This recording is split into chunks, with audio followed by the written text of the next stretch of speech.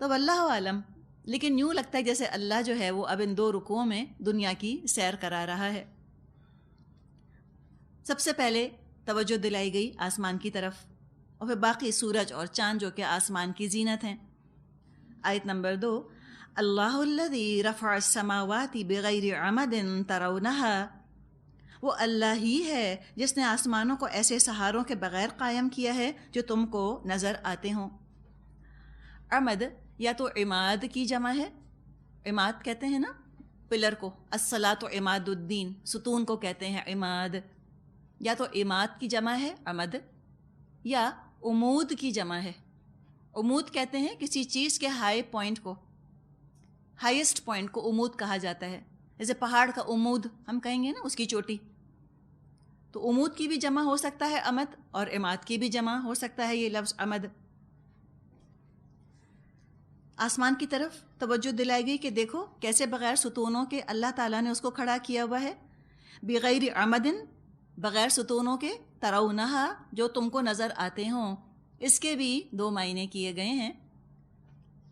ایک تو یہ کہ اللہ نے آسمانوں کو کھڑا کیا بغیر ستونوں کے، ہیں ہی نہیں، جب ہیں ہی نہیں تمہیں نظر کیسے آئیں گے؟ اور دوسرا مطلب یہ کیا گیا کہ ہیں ستون لیکن تمہیں نظر نہیں آتے۔ کوئی ہے سسٹم جس نے کہ ان آسمانوں کو اپنی جگہ پر تھاما ہوا ہے، اس بلندی کو اپنی جگہ پر تھاما ہوا ہے۔ اور وہ کیسے ہیں، وہ کیا کس قسم کے ستون ہیں، وہ کس قسم کے لاز ہیں جنہوں نے کہ اس کو وہاں پر روک دیا ہے ایک جگہ، وہ تمہیں نظر نہیں آتے۔ اور آج اگر ہم سائنس سے ان کو ریلیٹ کریں ان آیات کے ساتھ، تو جو آسمان جس کو کہ ہم کہتے ہیں نا آسمان، آپ دیکھیں قرآن نے کہیں نہیں کہا نیلا آسمان، حالانکہ ارزق لفظ آتا ہے نا نیلے کے لیے۔ اللہ نے کبھی نہیں کہا کہ آسمان نیلا ہے۔ اگر یہ اللہ کہتا تو آج لوگ ہنستے، اس لیے کہ آسمان کا تو کوئی رنگ نہیں ہے نا۔ یہ جو ہمیں بلو نظر آتا ہے اسکائی، یہ تو کچھ لائٹس کا پلے ہے سارا، تو روشنی کا کھیل ہے۔ اندھیرے سے جب روشنی کچھ ٹکراتی ہے تو وہ نیلا سا رنگ، نیلا سا شیڈ پیدا ہو جاتا ہے۔ ورنہ جو بلندی ہے، ایٹماسفیئر جس کو ہم کہتے ہیں، ایٹماسفیئر کا تو کوئی رنگ نہیں ہے۔ یہ تو نہیں ہوتا کہ جو لوگ چاند پر چلے گئے، جب وہ نیچے دنیا میں دیکھتے ہیں تو ان کو کچھ نیلے رنگ کی لیئر نظر آتی ہو چاند کے اور ارتھ کے درمیان، نہیں، نظر نہیں آتی۔ وہ تو ہم جب یہاں زمین پر بیٹھے ہوتے ہیں، ہم اوپر دیکھتے ہیں تو ہمیں آسمان نیلا نظر آتا ہے۔ آسمان جو لفظ ہم اتنا پڑھتے ہیں، سماوات، سما، سین میم واو، اس کا مادہ ہے سمون۔ سمون کا مطلب ہوتا ہے بلندی، ربون کی طرح، سمون بلندی۔ تو بات کیا کی جا رہی ہے؟ بلندی۔ یہ جو ہائٹس ہیں نا، ایٹماسفیئر کی طرف اشارہ ہے کہ دیکھو کیسے اللہ تعالیٰ نے اس کو کھڑا کر دیا ہے۔ اور جو گیسز ہیں جنہوں نے ایٹماسفیئر ہمارا بنایا ہے، ان کو لاز آف گریوٹی نے ہی اس جگہ پر قائم رکھا ہوا ہے۔ اگر کشش ثقل کے قوانین نہ ہوں، چاند کی طرح زمین کے پاس اگر گریوٹی نہ ہوتی، کوئی ایٹماسفیئر نہ ہوتا۔ اور اگر بہت زیادہ گریوٹی ہوتی، ساری گیسز جو ہیں جنہوں نے ایٹماسفیئر بنایا ہے یہ زمین پر گر پڑتی، تب بھی ایٹماسفیئر نہ ہوتا۔ تو ایسا صحیح اللہ تعالیٰ نے سمجھے کہ یہ کشش ثقل کا ستون کھڑا کر دیا ہے، گریوٹی کا ایسا پلر اللہ نے کھڑا کر دیا ہے کہ اس گریوٹی نے ان گیسز کو ایک خاص مقام پر روک دیا، جس کو کہ ہم اسکائی کہتے ہیں، جس کو کہ ہم آسمان کہتے ہیں۔ اور عربی میں اس کا مطلب ہے بلندی، بلندی ہی پر تو ہے نا ایٹماسفیئر۔ یہ تو چند سائنسی باتیں ہو گئیں، تبھی تو آپ دیکھیں کہ جو سائنٹسٹس ہیں وہ حیران ہیں قرآن کو پڑھ کے، کہتے ہیں کیا ایگزیکٹ قرآن کے اندر زبان استعمال ہوئی ہے، یہ کسی انسان کا تو کلام ہو ہی نہیں سکتا۔ یہ تو باریکیاں آج پتہ چل رہی ہیں نا ہم کو، ورنہ 1400 سال پہلے کا انسان تو سمجھتا شاید کوئی یہ چادر ہے جو تنی ہوئی ہے میرے اوپر نیلے سے رنگ کی۔ آج تو سائنس نے حقیقت کھولی ہے کہ وہ کس طرح کی چیز ہے۔ اب یہ جو نیلا اللہ ہمیں دکھاتا ہے آسمان، یہ بھی تو اس کی قدرت ہی ہے نا۔ آسمان کو دیکھنا ہی بڑا خوشگوار تجربہ ہے۔ آج تو بدقسمتی سے لوگوں کو دنوں گزر جاتے ہیں آسمان دیکھے ہوئے، نظر نہیں آتا، لیکن اگر آپ دیکھیں تو آپ کو تازگی کا احساس ہوگا۔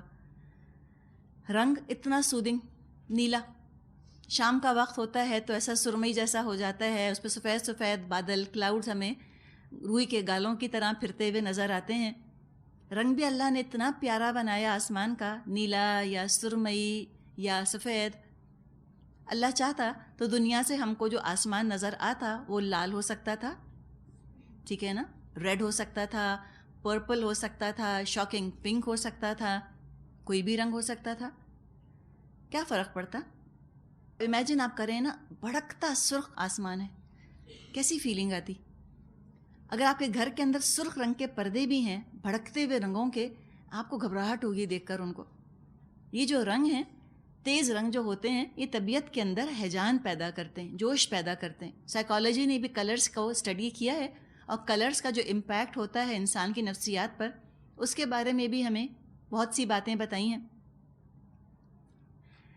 تو تیز رنگ ہوتا، ہیجان پیدا ہوتا، اور یہ جو ٹھنڈے ٹھنڈے رنگ ہوتے ہیں، نیلا، گرے، بلو، وائٹ، یہ انسان کے اعصاب کو سکون بخشتے ہیں، سودنگ کلرز ہیں، طبیعت میں ٹھہراؤ پیدا ہوتا ہے۔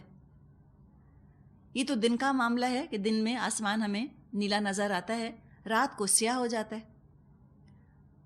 اللہ تعالیٰ چاہتا تو اس کو سیاہ چادر کی طرح تان دیتا ہمارے اوپر، ہم کیا کر سکتے تھے؟ لیکن اللہ نے کیا زینت اس کو بخشی، کیسے خوبصورت چاند تارے جو ہیں اللہ نے ٹانک دیے، اس کے اندر ستارے جگمگا دیے۔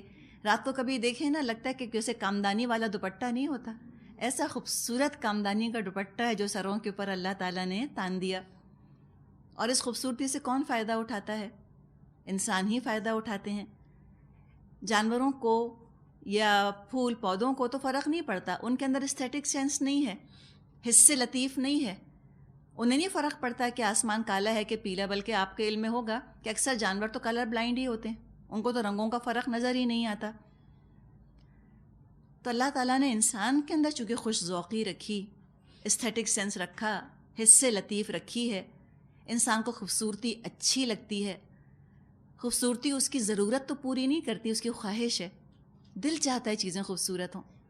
اللہ تعالیٰ کے بارے میں نبی اکرم صلی اللہ علیہ وسلم نے فرمایا ہے کہ اللہ جمیل یحب الجمال، اللہ خود خوبصورت ہے، وہ خوبصورتی کو پسند کرتا ہے۔ تبھی تو آپ دیکھیں نا کہ چونکہ وہ خود جمیل ہے، اس نے ہر چیز کتنی خوبصورت بنائی ہے، اتنی حسین ہے، چھوٹے چھوٹے پھول جو ہیں وہ اللہ تعالیٰ نے اتنے خوبصورت بنائے۔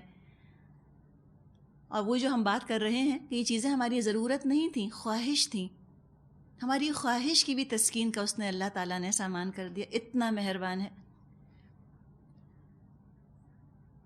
کیسے یہ آسمان ٹکا ہوا ہے، گرتا نہیں، ایٹماسفیئر ہے، ہمیں کتنی چیزوں سے بچاتا ہے، کتنے خلائی خطروں سے ہمیں بچا لیتا ہے، اسپیس سے کتنے ہی ڈینجرز ہیں جو ہم تک پہنچ سکتے تھے۔ مثال کے طور پہ کوئی خراب ریڈیشن جو ہم تک پہنچتی، یا میٹیورائٹس وغیرہ گر جاتے آ کر، اگر ایٹماسفیئر نہ ہوتا تو زمین بالکل یوں سمجھے بغیر پہرے داروں کی طرح ہوتی، جہاں پہ ہر خطرہ حملہ آور ہو جاتا۔ لیکن اللہ نے ایٹماسفیئر تان دیا، میٹیورائٹس جو ہیں وہ اس سے ٹکرا کر پاش ہو جاتے ہیں یا لوٹ جاتے ہیں، ڈیفلیکٹ ہو جاتے ہیں۔ جتنی بھی نیگیٹو ریڈیشن ہے، مضر اور ہارمفل ریڈیشن ہے، وہ ٹکرا کر واپس فضا کے اندر لوٹ جاتی ہے۔ اسی طرح اس ایٹماسفیئر کی وجہ سے، ان آسمانوں کی وجہ سے، سورج کی گرمی جو دن میں پڑتی ہے، یہ ایٹماسفیئر کی وجہ ہی سے، فضا کی وجہ سے زمین میں ٹریپ ہو جاتی ہے۔ تو رات کو جب سورج نہیں ہوتا تب بھی زمین یخ نہیں ہو جاتی، بالکل آئس کولڈ نہیں ہو جاتی، بلکہ اس کا جو درجہ حرارت ہے وہ کافی حد تک معتدل رہتا ہے، یعنی انسانی زندگی کے لیے سپورٹیو رہتا ہے، اس کے لیے مددگار ثابت ہوتا ہے۔ تو اللہ نے آسمانوں کو بلند کیا، ثم استوى علی العرش، اس کے بعد وہ تخت سلطنت پر جلوہ فرما ہوا۔ کیسے بیٹھا ہے عرش کے اوپر، کیسے اس نے اپنا عرش سنبھالا، یہ متشابہات میں سے ہے، اللہ خود ہی بہتر جانتا ہے ان چیزوں کی حقیقت۔ وسخر الشمس، اور اس نے مسخر کر دیا سورج، والقمر، اور چاند کو، کل یجری لاجل مسمی، ہر چیز چلی جا رہی ہے ایک مقررہ وقت تک۔ سخر، مسخر کر دیا، سخر یسخر، بغیر مزدوری کے، بغیر اجرت کے کسی چیز کو دوسرے کے کام میں لگا دینا، یہ ہے مسخر کرنا۔ بغیر اجرت کے، بغیر مزدوری کے کسی کی خدمت میں لگا دینا کسی چیز کو، یہ مسخر کے معنی ہیں۔ تو کوئی ہے ان کا مالک جس نے کہ ان کو مسخر کیا ہے، قوانین میں جکڑے ہوئے ہیں، ہم جانتے ہیں ان کی اپنی کوئی مرضی نہیں، کوئی ان کی اپنی فری ول نہیں، کوئی ان کا اپنا حکم نہیں ہے، انڈیپینڈنٹ خود مختار نہیں ہے، بے اختیار ہیں. کسی کا حکم ہے جو ان پہ چل رہا ہے، یہ کسی کے فرما بردار ہیں. اور یہ مسلم ہیں، چاند اور تارے اور سورج سب مسلم ہیں، سب فرما بردار ہیں، سب اوبیڈینٹ ہیں. اور یہ اوبیڈینٹ ہیں، فرما بردار ہیں، تو اسی میں فائدہ ہے ان کا اپنا بھی اور دوسروں کا بھی. جو مسلم ہوتا ہے اس کا اپنا ہی فائدہ ہے مسلم ہونے میں، اور دوسرے بھی اس کے شر سے سلامت رہ سکتے ہیں اگر وہ خود مسلم ہو. اگر وہ مسلم نہ رہے، نافرمان ہو جائے، خود کو بھی نقصان پہنچائے گا، اپنے ارد گرد کے لوگوں کو بھی نقصان پہنچائے گا. مثال کے طور پہ چاند اور سورج اگر یہ مسلم نہ رہیں، فاسق ہو جائیں، حدیں توڑنے والے بن جائیں، نافرمان ہو جائیں، تو دنیا تباہ برباد ہو جائے اور یہ خود بھی تباہ اور برباد ہو جائیں. ذرا سا چاند اپنے آربٹ سے ہل کر تو دیکھے، دنیا پر ہی آ پڑے گا. سورج ذرا سا تو ہلے اپنے آربٹ سے، سارا سولر سسٹم جو ہے وہ اپنی جگہ سے ہل جائے گا. ہلچل اور قیامت ہے جو کہ آ جائے گی. تو پتہ یہ چلا کہ جو مسلم ہوتا ہے خود بھی امن میں رہتا ہے، دوسرے بھی امن میں رہتے ہیں، یعنی پورا سسٹم، پورا نظام امن اور سلامتی سے چلتا رہتا ہے. اور یہ چل رہے ہیں، مسلم ہیں، فرما بردار ہیں، اور اللہ نے ایک وقت تک ہی ان کو اس طرح سے کام میں لگایا ہوا ہے. ایک نام رکھی ہوئی مدت ہے، مسمن، جس تک یہ چلے جا رہے ہیں. یعنی یہ دائمی نہیں ہے، قدیم نہیں ہے، ہمیشہ سے نہیں ہے.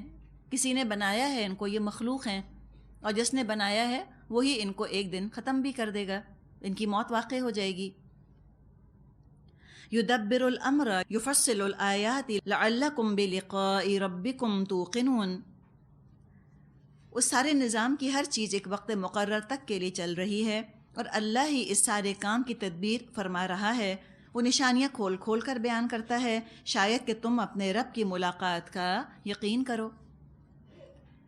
یہ بھی یہاں بتا دیا گیا کہ اللہ ہی ہے جس نے کہ ان کو پیدا کیا، اسی نے ان کو قوانین میں جکڑا، اور وہی ان کے معاملات کی تدبیر کر رہا ہے. یعنی ان چیزوں کی مینٹیننس کی ذمہ داری اللہ ہی نے اپنے اوپر لی ہوئی ہے. دنیا کی چھوٹی موٹی مشینوں کی دیکھ بھال جو ہے وہ درد سری ہے. کبھی کوئی پرزہ ٹوٹ گیا، کبھی کوئی چیز گھس گئی، کبھی آج یہ چیز نہیں کام کر رہی، کل وہ چیز نہیں کام کر رہی، کبھی آئل بدلنا ہے، کبھی کوئی پرزہ بدلنا ہے. ہم تو دنیا کی مشینز کا یہی حال دیکھتے ہیں. چاند اور سورج کی جو مشینری ہے، اس کو اللہ نے اپنے اختیار میں لیا ہوا ہے. کتنا بڑا اس کا احسان ہے. کہیں ہم پہ اس نے ذمہ داری ڈال دی ہوتی کہ چلو اب تم سورج کو نکالنا، ہم کہتے ہیں آج تو بھول ہی گئی. پتہ نہیں کتنی دفعہ بھولتے، کتنی دفعہ مسئلے ہوتے. اب سب دنیا بیٹھی سورج کے انتظار میں، نکل نہیں چک رہا. کیوں؟ اس لیے کہ اس کو طلوع کرنے والا سو گیا یا بھول گیا. تو اللہ لا تاخذہ سنۃ ولا نوم، نہ اس کو اونگ آتی ہے نہ نیند، نہ اللہ بھولتا ہے نہ اللہ سوتا ہے. تو وہی اس قابل تھا کہ ان چیزوں کو وہ سنبھالے. کتنا بڑا احسان ہے اس کا کہ اس نے ان چیزوں کی ذمہ داری ہم کو نہیں دے دی. ہمیں اس نے بالکل ہلکا کر دیا، اس نے بے فکر کر دیا ہمیں کہ تم ان چیزوں کو رہنے دو، یہ چیزیں میں سنبھالتا ہوں، تم اپنا کام کرو، تم میری فرما برداری کرو. اور پھر بھی کوئی اگر نہ کر سکے تو کتنی زیادتی. اور ان چیزوں کو دیکھ کر کوئی اپنے رب کا شکر گزار نہ ہو تو کتنا بڑا احسان فراموش، کتنا بڑا کافر. تو اللہ تعالیٰ تو ہر چیز کی تدبیر فرما رہا ہے، اپنی نشانیاں کھول کھول کر بیان کرتا ہے.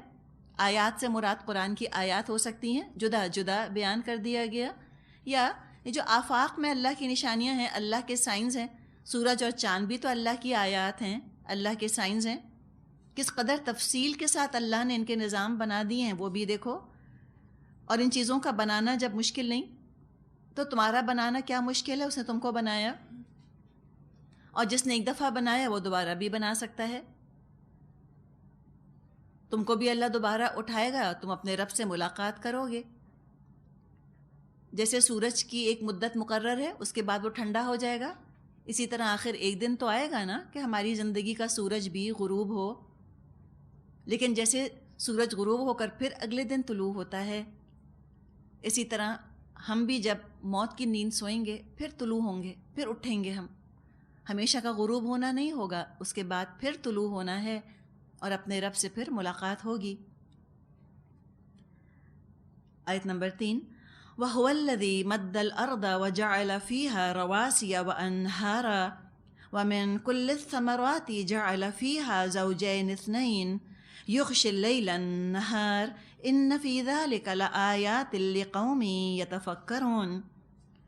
اور وہی ہے جس نے یہ زمین پھیلا رکھی ہے، اس میں پہاڑوں کے کھونٹے گاڑ رکھے ہیں اور دریا بہا دیے.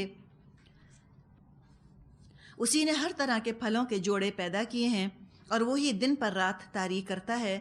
ان ساری چیزوں میں بڑی نشانیاں ہیں ان لوگوں کے لیے جو غور و فکر سے کام لیتے ہیں.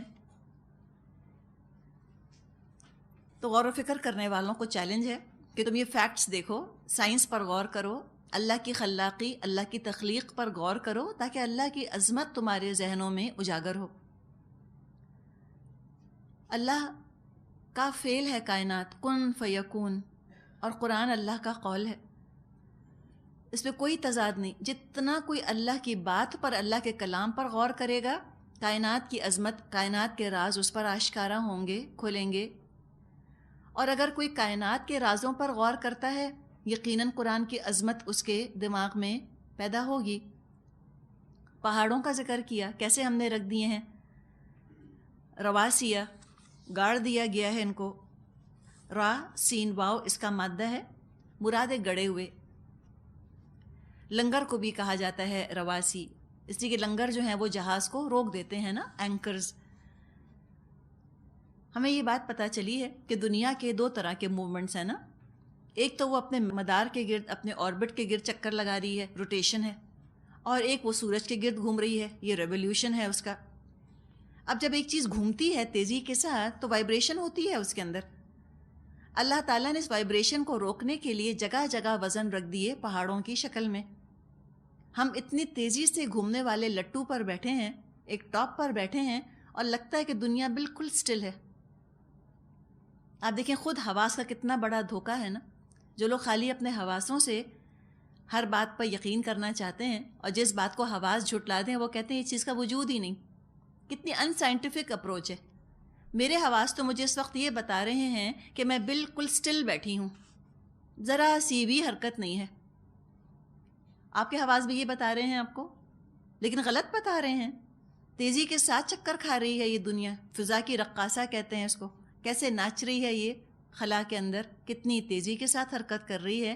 یہ تو اللہ کا کرم ہے کہ ہمیں محسوس نہیں ہو رہا کہ ہم کتنی تیزی کے ساتھ چکر کھا رہے ہیں. ورنہ وہ ساری وائبریشن اور وہ سارا موومنٹ اگر ہم محسوس کرنے لگیں، ہم سے کھڑا نہ ہوا جائے. جن لوگوں کو چکر آتے ہیں، وٹیگو کا جن کو پرابلم ہوتا ہے، آپ دیکھیں وہ ایک نوالا کھا نہیں سکتے، اس قدر نوزیہ اور ان کو متلی ہوتی رہتی ہے. ہم کچھ انجوائے نہ کر سکتے صرف دنیا کے ہلنے کی وجہ سے. تو اللہ تعالیٰ نے جگہ جگہ وزن رکھ دیے تاکہ یہ ہم کو لے کر ڈھلک نہ جائے. اور اللہ تعالیٰ نے ہر طرح کے اس کے اندر جانور بھی پھیلا دیے اور ہر چیز کے دو دو جوڑے پیدا کر دیے. رات اور دن اس نے بنا دیے، ایک دوسرے کو ڈھانک لیتے ہیں. یغشی اللیل النہار، ڈھانک لیتا ہے دن رات کو. بات کیا ہے کہ زمین جو ہے وہ اپنی اصلیت سے تو اندھیری ہے نا، زمین پر تو اندھیرا ہوتا ہے. یوں سمجھے کہ رات ہی رات ہے، تاریکی ہی تاریکی ہے. اوپر سے سورج چمکتا ہے تو یوں سمجھیں کہ ایک روشنی کی چادر ہے جو زمین کو اڑا دی جاتی ہے. تو یغشی اللیل النہار، اس طرح سے اللہ تعالیٰ دن کو ڈھانک دیتا ہے، کور کر دیتا ہے دنیا کے اوپر. تو فرمایا اس میں نشانیاں ہیں لوگوں کے لیے جو کہ غور و فکر کریں. آپ دیکھیں پہلے زمانے میں یہ ہوتا تھا کہ جب انسان کا علم بہت ترقی یافتہ نہیں تھا تو پہلے زمانے کا انسان چیزوں کی، اللہ کی مخلوق کی ظاہری شکل سے بہت متاثر ہو جاتا تھا، اپیرنٹ چیزوں سے امپریس ہوتا تھا. یعنی سورج سے، چاند سے، ان چیزوں سے اتنا متاثر ہوا کہ اس نے انہی کو دیوی دیوتا بنا کر پوجنا شروع کر دیا، بارش کی پوجا شروع کر دی. آج کا جو انسان ہے وہ چاند اور سورج سے امپریس نہیں ہوتا، وہ تو اس نے مسخر کر لیا ہے نا، ان تک پہنچ گیا، وہ تو چاند پر لینڈ ہو گیا جا کر. تو چاند یا سورج کی آج کا انسان پوجا نہیں کر رہا. آج کا انسان جس چیز سے بہت زیادہ امپریس ہے وہ سائنٹیفک لاز ہیں جو ان باڈیز کو گورن کر رہے ہیں. سائنس سے بہت متاثر ہے وہ. تو جیسے پہلے کے زمانے میں لوگوں نے چاند سورج کو خدا بنا دیا تھا، آج یہ کیا ہے کہ سائنس کو خدا بنا دیا، سائنس کو پوجنے لگ گئے. تو یہاں بتایا اللہ تعالیٰ نے کہ تم غور و فکر کرو، یہ لاز بھی کس نے بنائے ہیں؟ تم لاز کے اوپر کیوں اٹک گئے ہو جا کر؟ یہ بھی تو اللہ ہی نے بنائے ہیں. تو فرمایا کہ لوگوں کے لیے غور و فکر کرنے کا بہت کچھ مواد یہاں پر موجود ہے. آگے فرمایا آیت نمبر 4، وَفِي الْأَرْضِ قِطَعٌ مُتَجَاوِرَاتٌ وَجَنَّاتٌ مِّنْ أَعْنَابٍ وَزَرْعٌ وَنَخِيلٌ صِنْوَانٌ وَغَيْرُ صِنْوَانٍ يُسْقَىٰ بِمَاءٍ وَاحِدٍ وَنُفَضِّلُ بَعْضَهَا عَلَىٰ بَعْضٍ فِي الْأُكُلِ إِنَّ فِي ذَلِكَ لَآيَاتٍ لِقَوْمٍ يَعْقِلُونَ. اور دیکھو زمین میں الگ الگ خطے پائے جاتے ہیں جو ایک دوسرے سے متصل واقع ہیں. انگور کے باغ ہیں، کھیتیاں ہیں، کھجور کے درخت ہیں جن میں سے کچھ اکہرے ہیں اور کچھ دوہرے. سب کو ایک ہی پانی سیراب کرتا ہے، مگر مزے میں ہم کسی کو بہتر بنا دیتے ہیں اور کسی کو کمتر. ان سب چیزوں میں بہت سی نشانیاں ہیں ان لوگوں کے لیے جو عقل سے کام لیتے ہیں. اکل کا لفظ آ رہا ہے علی بعض فی الاکل. اکل کے دو مطلب ہوتے ہیں، پھل کا ذائقہ، ٹیسٹ، اور پھل کی مقدار، کوانٹٹی. تو کوالٹی اور کوانٹٹی دونوں چیزوں کا ذکر ہے اس لفظ اکل کے اندر. اب قطعن کا ذکر کیا گیا. قطعے ہیں، ٹکڑے ہیں. متجاوراتن، جیم واو را مادہ ہے، مراد ہے پڑوسی، پاس پاس ہیں. اور باغات ہیں، انگور کے، اور کھیت ہیں، اور کھجور کے درخت ہیں. طرح طرح کی اللہ تعالیٰ نے چیزیں بنا دیں. کتنی ورائٹی ہے جو ہمیں نظر آتی ہے. کیسے ہیں؟ صنوان وغیر صنوان، اکہرے بھی ہیں، دوہرے بھی ہیں. صاد نون واو مادہ ہے. صنون کی جمع ہے صنوان. مطلب ہے وہ شاخ جو درخت کی جڑ سے نکلے. آپ نے دیکھا ہوگا کہ بعض ایسے درخت ہیں، خاص طور پہ کھجور کے، کہ جو زمین ہی سے جب باہر آتے ہیں تو ان کی دو شاخیں ہوتی ہیں نا، دو تنے ہوتے ہیں ان کے، دو ٹرنکس ہوتے ہیں ان کے.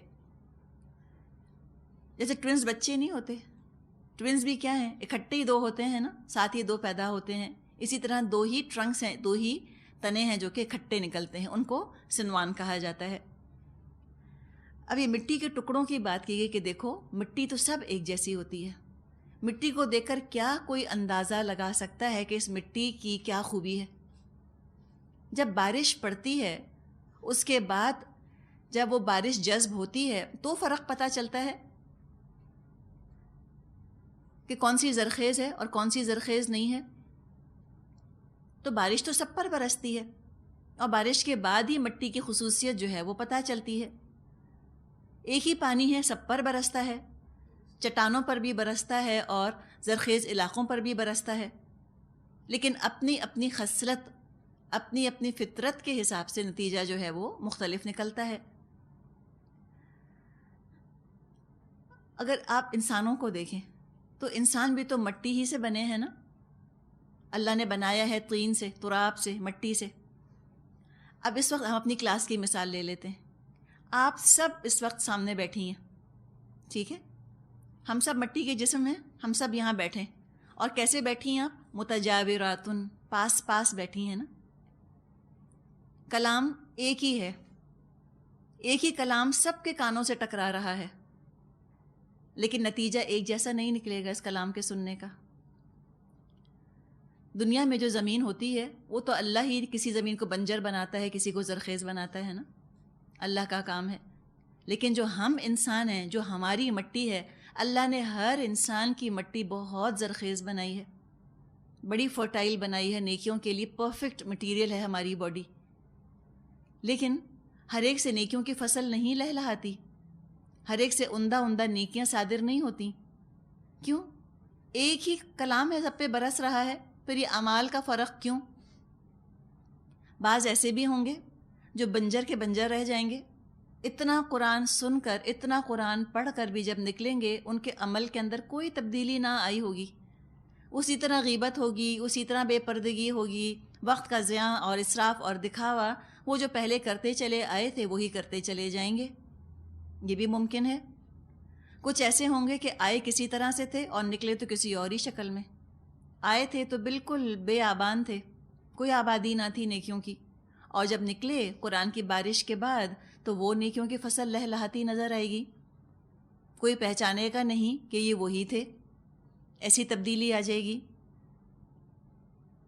تو یہ تو ڈپینڈ کرتا ہے کہ کون کتنا قرآن کو جذب کر لیتا ہے اپنے اندر، کون اس کو کتنا سنبھال لیتا ہے۔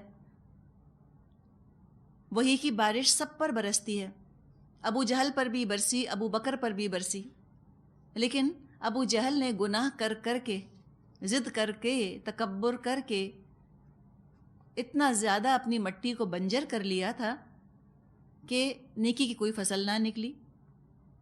اور ابو بکر رضی اللہ عنہ، ان پر جب قرآن برسا تو وہ دیکھیں وہ کیا بن گئے، افضل البشر بعد الرسل، رسولوں کے بعد بہترین انسان۔ تو یہ ایک یہاں پہ مثال دی گئی ہے کہ دیکھو یہ پاس ہی پاس ٹکڑے ہوتے ہیں، لیکن کتنا فرق ہے ان ٹکڑوں کے اندر۔ ایک بات تو یہ ہوئی۔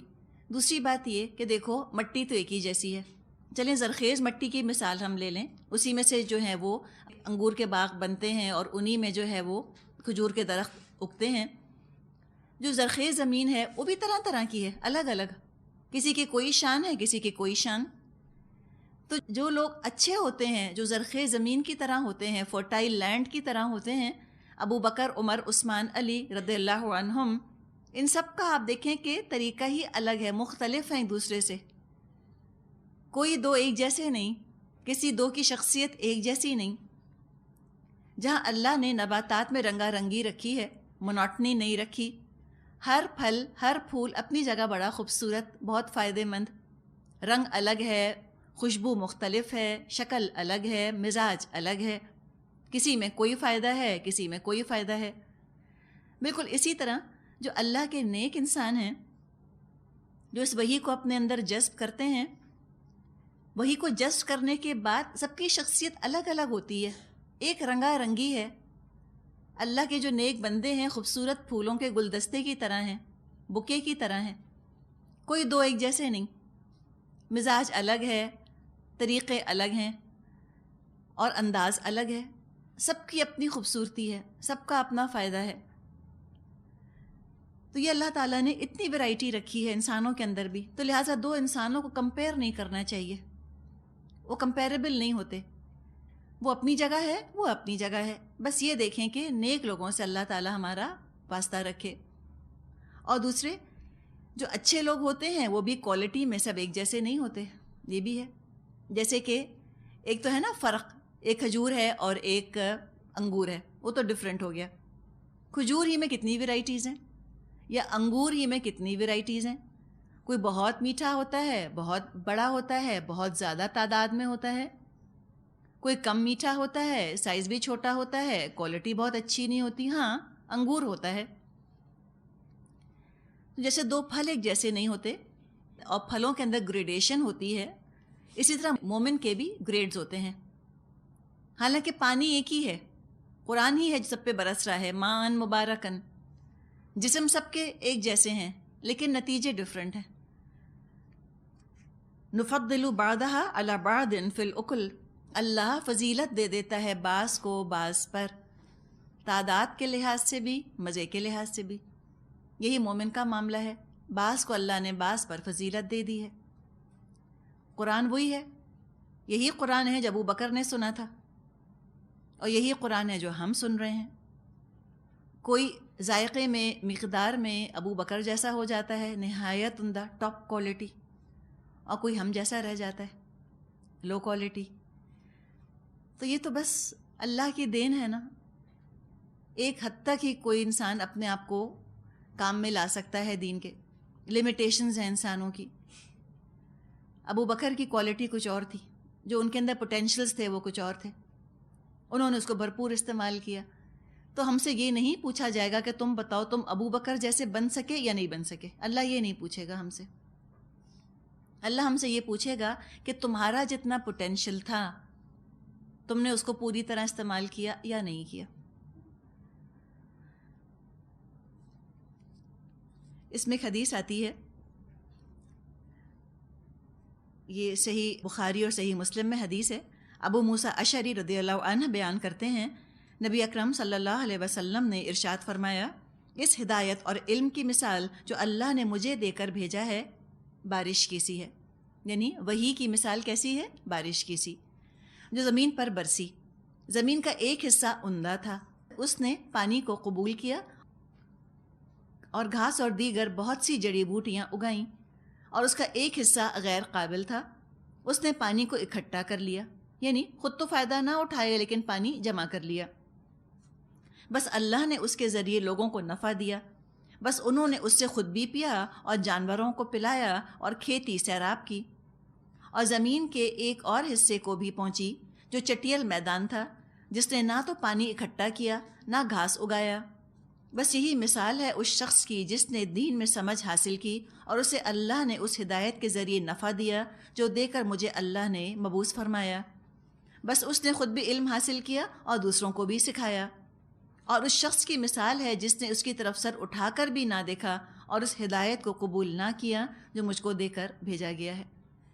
تو لوگوں کی بھی ورائٹی ہے، کوالٹی ہے. کسی نے کچھ سلوک کیا وحی کے ساتھ، کسی نے کچھ سلوک کیا. اب انسان میں جس میں عقل ہے وہ دیکھ لے کہ مجھے کیا کرنا ہے، میں اس وحی کے ساتھ کیا سلوک کروں. آگے فرمایا آیت نمبر 5 سے 7، وَإِن تَعْجَبْ فَعَجَبٌ قَوْلُهُمْ أَإِذَا كُنَّا تُرَابًا أَإِنَّا لَفِي خَلْقٍ جَدِيدٍ أُولَئِكَ الَّذِينَ كَفَرُوا بِرَبِّهِمْ وَأُولَئِكَ الْأَغْلَالُ فِي أَعْنَاقِهِمْ وَأُولَئِكَ أَصْحَابُ النَّارِ هُمْ فِيهَا خَالِدُونَ. اب اگر تمہیں تعجب کرنا ہے تو تعجب کے قابل لوگوں کا یہ قول ہے کہ جب ہم مر کر مٹی ہو جائیں گے تو کیا نئے سرے سے پیدا کیے جائیں گے؟ یہ وہ لوگ ہیں جنہوں نے اپنے رب سے کفر کیا، یہ وہ ہیں جن کے گردنوں میں طوق پڑے ہیں، یہ جہنمی ہیں اور جہنم میں ہمیشہ رہیں گے. اب دیکھیں ذکر کس کا آیا ہے؟ آخرت کے انکار کا. اَإِذَا كُنَّا تُرَابًا أَإِنَّا لَفِي خَلْقٍ جَدِيدٍ، یہ پوچھا کرتے تھے. آخرت کے انکار کو اللہ کے انکار سے تعبیر کیا گیا. آخرت کو نہ ماننا ایسا ہے جیسے کسی نے اللہ کو نہ مانا. اور آخرت کو اس لیے نہیں ماننا چاہتے کہ اپنے اعمال کے بارے میں خود بھی ان کو معلوم ہے کہ ان کے اعمال اچھے نہیں ہیں. آخرت کے انکار ہی سے انسان میں تکبر اور ظلم اور زیادتی کی روش پیدا ہوتی ہے. جب وہ دیکھتا ہے کوئی مجھے پکڑنے والا ہے ہی نہیں، کہتا ہے جو مرضی کروں، ٹرانسگریس کرتا ہے، لوگوں کے حق مار لیتا ہے اور لوگوں کو نیچ اور حقیر سمجھتا ہے، خود اکڑا رہتا ہے. تو اس کے اکڑنے کو یہاں پر کہا اغلال فی اعناقہم، طوق پڑے ہوئے ہیں دراصل ان کی گردنوں میں. ایسے فیٹرز ہیں، ایسی چینز پڑی ہوئی ہیں ان کے گلے میں کہ ان کی گردنیں جھکتی ہی نہیں. یہ اپنے اکڑنے کو فخر سمجھ رہے ہیں، اپنے اعلیٰ ہونے کی دلیل سمجھ رہے ہیں. دراصل یہ اکڑ تو ان کی سزا کی وجہ سے ہے. اللہ نے سزا دی ہوئی ہے دنیا میں ان کو، یہ اللہ کے مجرم ہیں جو ایسے اکڑے کھڑے ہیں. اور آخرت کی سزا تو پھر ہے ہی جو کہ ہمیشہ ہمیشہ قائم رہے گی. اب چونکہ آخرت کو نہیں مانتے لہٰذا گناہ کر کے اس کے بعد پھر مزید دیدہ دلیری کا مظاہرہ کرتے ہیں. کہتے ہیں وَيَسْتَعْجِلُونَكَ بِالسَّيِّئَةِ قَبْلَ الْحَسَنَةِ وَقَدْ خَلَتْ مِنْ قَبْلِهِمُ الْمَثُلَاتُ وَإِنَّ رَبَّكَ لَذُو مَغْفِرَةٍ لِلنَّاسِ عَلَى ظُلْمِهِمْ وَإِنَّ رَبَّكَ لَشَدِيدُ الْعِقَابِ. یہ لوگ بھلائی سے پہلے برائی کے لیے جلدی مچا رہے ہیں، حالانکہ ان سے پہلے جو لوگ اس روش پر چلے ہیں ان پر اللہ کے عذاب کی عبرتناک مثالیں گزر چکی ہیں. حقیقت یہ ہے کہ تیرا رب لوگوں کی زیادتیوں کے باوجود ان کے ساتھ چشم پوشی سے کام لیتا ہے، اور یہ بھی حقیقت ہے کہ تیرا رب سخت سزا دینے والا ہے. عذاب کی جلدی کیوں مچا رہے ہیں؟ اس لیے کہ عذاب کو ناممکن سمجھتے ہیں. اللہ کی رحمت کو بجائے فائدہ مند بنانے کے اور مزید اپنے لیے عذاب سمیٹنے کا ذریعہ بنا لیا. اللہ ان کو ڈھیل دے رہا ہے، مہلت دے رہا ہے، فائدہ اٹھائیں، جہنم میں گرنے سے خود کو بچائیں، اور یہ اس ڈھیل سے فائدہ اٹھانے کے بجائے بک ٹوٹ گمراہی میں دوڑے جا رہے ہیں اور جہنم کے گڑھے میں گہرے سے گہرے گرتے چلے جا رہے ہیں۔ مسئولات کا ذکر آیا ہے۔ مسئولت ایسی سزا کو کہتے ہیں جو دوسروں کے لیے عبرت کا سامان بن جائے، ایسی سزا جو دوسروں کے لیے عبرت کا سامان بن جائے۔ اسی سے مصلح بھی لفظ بنا ہے۔ عربوں کے ہاں دستور تھا، جب وہ کوئی جنگ جیتا کرتے تھے تو دشمن کے جو لوگ مارے گئے ہوتے تھے جنگ میں، ان لاشوں کا مصلح کر دیتے تھے، ناک کاٹ دیتے تھے، کان کاٹ دیتے تھے، اس کو مصلح کرنا کہتے ہیں، تاکہ دشمن جب اپنے لشکر کے جسموں کو لینے کے لیے آئے تو اس کو عبرت ہو دیکھ کر۔ تو اس کا مطلب ہوتا ہے مسئولات کا عبرتناک سزا۔ تو کیوں عبرتناک سزا کی تلاش میں بیٹھے ہیں؟ کیوں اس کا انتظار کر رہے ہیں؟ اللہ تو مغفرت والا ہے، اللہ کی شان غفاری سے فائدہ اٹھائیں، اور جو اللہ کی شان غفاری سے فائدہ نہیں اٹھاتا تو پھر اللہ شدید العقاب بھی ہے، سزا دینے میں بڑا سخت ہے۔ اب پھر انہی کا قول آ رہا ہے کہ کیسے بڑھ بڑھ کے یہ عذاب مانگ رہے ہیں۔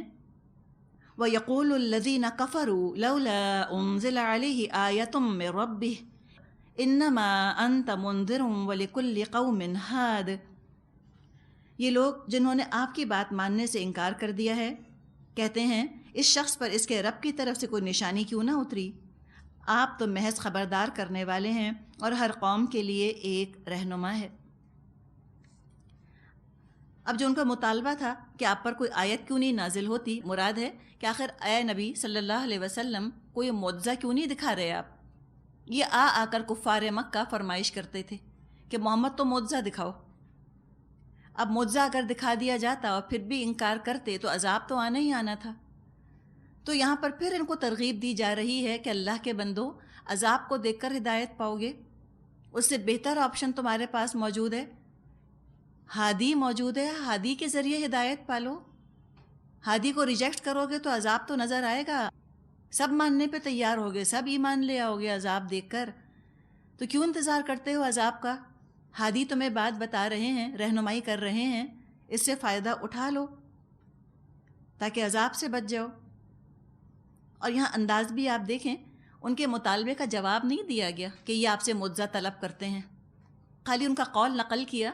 اب ان سے خطاب نہیں کیا، خطاب کیا نبی اکرم صلی اللہ علیہ وسلم سے کہ آپ اپنا کام کیے جائیے، انما انت منذر، آپ تو خبردار کرنے والے ہیں، آپ ان کو وارن کر دیجئے۔ آپ کا کام ہر شخص کو مطمئن کرنا نہیں ہے، ہر اعتراض کا جواب دینا نہیں ہے، آپ کا تو کام ہے ان کو غفلت سے جگانا، جس راستے پہ یہ چل رہے ہیں اس کے برے انجام سے خبردار کر دیجئے۔ تو پتہ یہ چلا کہ ہر اعتراض کا، ہر سوال کا جواب ضروری نہیں ہوتا۔ اگر صرف اعتراضات کے جواب دینے میں انسان لگ جائے تو پیغام پہنچانا تو ایک طرف رہ جائے، سارا وقت سوال جواب میں نکل جائے، بلیم، کاؤنٹر بلیم اور صفائیاں پیش کرنا۔ ایک حد تک صفائی پیش کرے، ایک حد تک انسان چھوڑ دے۔ آگے فرمایا آیت نمبر 8، اللہ یعلم ما تحمل کل انثی وما تغیض الارحام وما تزداد وکل شیء عنده بمقدار عالم الغیب والشہادۃ الکبیر المتعال۔ اللہ ایک ایک حاملہ کے پیٹ سے واقف ہے، جو کچھ اس میں بنتا ہے اس کو بھی وہ جانتا ہے، اور جو کچھ اس میں کمی یا بیشی ہوتی ہے اس سے بھی وہ باخبر رہتا ہے۔ ہر چیز کے لیے اس کے ہاں ایک مقدار مقرر ہے۔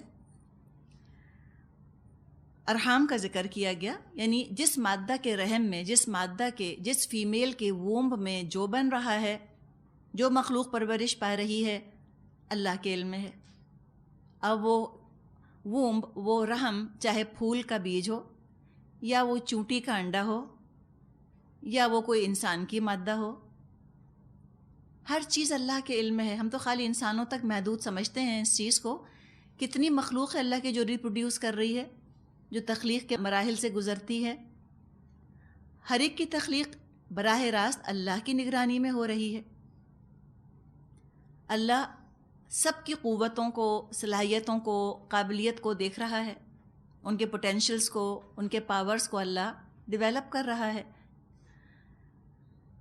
آپ دیکھیں انسانی ہوتے ہیں کتنے مختلف ہوتے ہیں ایک دوسرے سے، کسی میں کوئی صلاحیت کم ہوتی ہے، کسی میں کوئی صلاحیت زیادہ ہوتی ہے۔ ایک ہی ماں کے پیٹ سے نکلتے ہیں، کوئی حسن میں زیادہ ہوتا ہے، کوئی حسن میں کم، کوئی عقل میں زیادہ، کوئی عقل میں کم۔ تو یہ اللہ ہی جانتا ہے کیا چیز زیادہ ہو، کیا چیز کم ہو۔ کوئی منوٹنی نہیں ہے دنیا کے اندر۔ اور اسی طرح رحموں کے اندر جو بچہ تخلیق پا رہا ہے، جسمانی اعتبار سے وہ کیسا ہوگا، صرف اور صرف یہ اللہ کے اختیار میں ہے۔ کوئی ماں اپنے بچے کی شکل نہیں بنا سکتی خود سے، حالانکہ اس کا پیٹ، اس کی غذا ہے جو بچہ لے رہا ہے، لیکن ماں کا کوئی کنٹرول نہیں، کوئی قابو نہیں۔ کوئی ماں اپنے بچے کو مکمل نہیں کر سکتی، جو اللہ ادھورا چھوڑ دے جس کو، کر نہیں سکتی۔ اللہ چاہتا ہے تو ادھورا رہ جاتا ہے، اللہ چاہتا ہے تو مکمل ہوتا ہے۔ اللہ چاہتا ہے تو کسی کی 3 انگلیاں ہوتی ہیں، کسی کی 5، کسی کی 7۔ جو چاہتا ہے کمی کرتا ہے اور بیشی کرتا ہے۔ ہر چیز اس کے ہاں ایک مقدار میں مقرر ہے۔ وہ پوشیدہ اور ظاہر ہر چیز کا عالم ہے، وہ بزرگ ہے اور ہر حال میں بالاتر ہو کر رہنے والا ہے۔ کبیر ہے نا، اللہ کبیر ہے، سب اس کے سامنے صغیر ہیں، سب چھوٹے ہیں، سب کمزور ہیں، سب بے حیثیت ہیں۔ اور اللہ متعال ہے، المتعال، تعالی، بہت بلند مرتبہ، ہر بڑائی اس کے آگے پست ہے، ہیچ ہے، حقیر ہے۔ اب اس کے علم کا ذکر کیا گیا آیت نمبر 10 میں، سواء منکم من اسر القول ومن جہر به ومن هو مستخف باللیل وسارب بالنہار۔ تم میں سے کوئی شخص خواہ زور سے بات کرے یا آہستہ، اور کوئی رات کی تاریکی میں چھپا ہوا ہو یا دن کی روشنی میں چل رہا ہو، اس کے لیے سب یکساں ہیں۔ لَهُ مُعَقِّبَاتٌ مِّن بَيْنِ يَدَيْهِ وَمِن خَلْفِهِ يَحْفَظُونَهُ مِنْ أَمْرِ اللَّهِ۔ ہر شخص کے آگے اور پیچھے اس کے مقرر کیے ہوئے نگران لگے ہوئے ہیں، جو اللہ کے حکم سے اس کی دیکھ بھال کر رہے ہیں۔ تو اللہ کے علم کا ذکر کیا گیا کہ ہماری طرح کا اللہ کا سننا اور دیکھنا نہیں ہے۔ ہم تو صرف وہی آوازیں سن سکتے ہیں جو ہمارے کانوں سے ٹکرائیں، یا ہمارے آلے، ہمارے گیجٹس ہمیں بتا دیں۔ ہم وہی چیز دیکھ سکتے ہیں جو ہماری آنکھیں دیکھ سکتی ہیں، یا وہ گیجٹس جو ہم نے بنا لیے جو آنکھوں کے ذریعے ہی دیکھے جاتے ہیں۔ اللہ کسی ذریعے کا محتاج نہیں، بغیر ذریعے کے ہر چیز کا اس کے پاس علم ہے۔ اور اللہ ہی تعالیٰ نے معقبات رکھ دیے ہیں آگے اور پیچھے، جو انسان کی حفاظت کرتے ہیں اللہ کے حکم سے۔ معقبات کا مطلب ہے ساتھ ساتھ پیچھے آنا، عقب کا مطلب ہے پیچھے، پیچھے ہونا۔ اور کیسے ہونا؟ بالکل لگے ہوئے ہونا، یعنی حفاظت والے۔ اللہ تعالیٰ نے کچھ پہرے دار ہمارے ساتھ لگا دیے ہیں۔ صحیح بخاری میں ہے کہ فرشتوں کی 2 جماعتیں حفاظت کے لیے مقرر ہیں، ایک رات کے لیے، دوسری دن کے لیے۔ یہ دونوں جماعتیں فجر اور عصر کی نمازوں میں جمع ہوتی ہیں، یعنی change of duty, change of guard جو ہے وہ فجر اور عصر کے وقت ہوتا ہے۔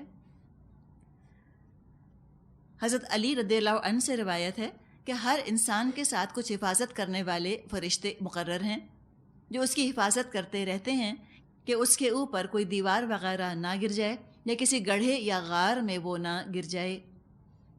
تو ایسے اللہ تعالیٰ نے فرشتے مقرر کر دیے انسانوں پر، جو مختلف دنیاوی خطرات سے بھی اس کی حفاظت کرتے ہیں۔ اور حقیقت ہے، آپ دیکھیں جتنا جتنا سائنس ترقی کر رہی ہے، ان خطرات کا ہمیں آج احساس ہو رہا ہے۔ کتنے ہی جرمز ہیں اس وقت جو کہ ہمارے سانس کے ساتھ ہمارے جسم میں جا رہے ہیں۔ ایک نوالا ہم کھاتے ہیں تو کتنے جرمز ہمارے پیٹ میں چلے جاتے ہیں، تو ہم بیمار نہیں ہوتے عام طور پہ۔ کیوں؟ اس لیے کہ اللہ نے حفاظت رکھی ہوئی ہے۔ اسی طرح کتنی ریڈیشن ہے جو نقصان پہنچا سکتی ہے۔ ٹریفک ہے، گاڑی میں بیٹھنا اور بخیریت یہاں پہنچ جانا آسان کام نہیں ہے۔ کتنے ہی حادثات ہیں جو کہ پیش آ سکتے ہیں انسان کو۔ حقیقت ہے کہ اپنی حفاظت ہم خود نہیں کر سکتے۔ کوئی معمولی سی معمولی چیز بھی جان لیوا ثابت ہو سکتی ہے۔